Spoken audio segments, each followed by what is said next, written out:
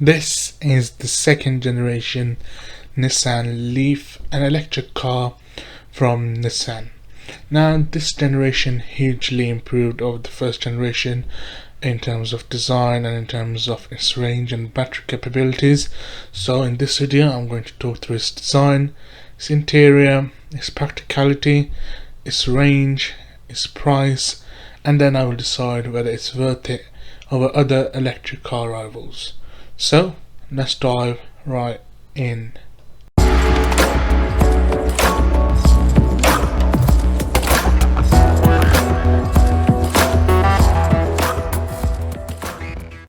So starting with the design of the car, and even Nissan themselves admit that the first generation Leaf will have put some people off with this quite unusual design, but that's not going to happen with this model.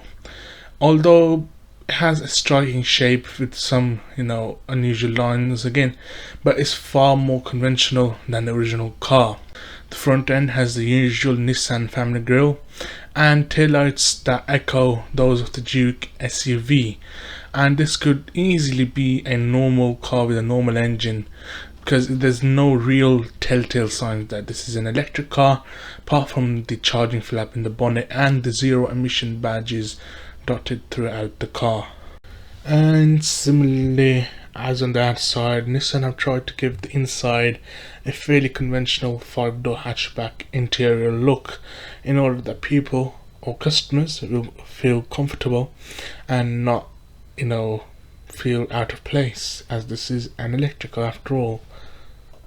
And many people are buying this as their first electric car, so Nissan has gained some points in that regard. However, there's still some telltale EV signs, such as the gear selector from the original Leaf between the front seats, and also Nissan's regular infotainment screen in the center of the dashboard. Now, talking about the screen, that is 8 inches in size, so is the digital screen next to the analog speedometer, which is also 8 inches. And finally, quality is a mixed bag. Many of the materials are cheap and many of the switches aren't premium looking either, but it's been put together brilliantly and feels solid and built to last. The Leaf only comes as a 5-door 5-seat car, and it's absolutely huge inside. It can easily take 4 6-footers in comfort, and the boot is really massive at 435 liters, and it's much bigger than in electric versions of the VW Golf or Ford Focus. It has enough room for a couple of suitcases and a weekly shop for a very large family. But coming back to passenger space in the rear, well, at 4,490 millimeters long, the car is slightly longer than a Ford Focus or Volkswagen Golf, and at 1.5 meters high, it's nearly as tall as the Nissan Qashqai, which is saying a lot. And that height means that there's absolutely loads of headroom. All this translates into one very simple thing, and that is that this car is practical.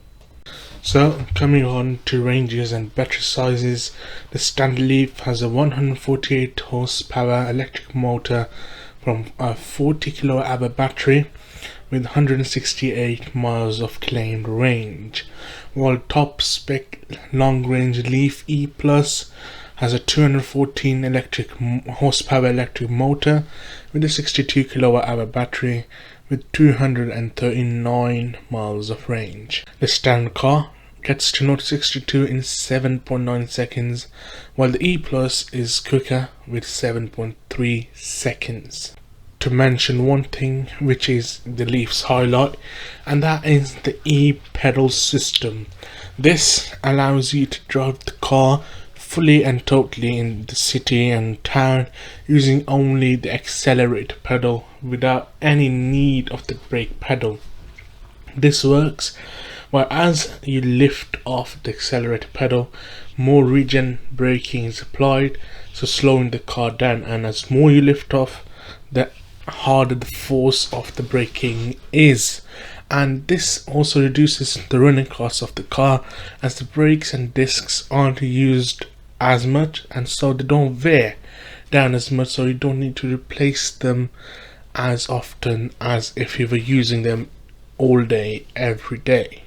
Finally, we come to price, and the basic level Nissan Leaf with the smaller battery starts from £28,440, and the range topping E Plus car costs £34,890, and you can qualify for the 2,500 government grant as well, so you end up paying around £2,500 less than the list price for each model.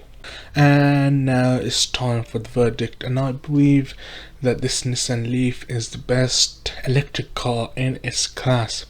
It's not too expensive, it's suitably good looking, it's very spacious, and it has decent range and decent performance. So therefore I think if you're looking for an electric car under £40,000, well, this is the car for you.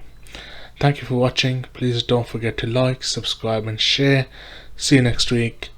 Goodbye.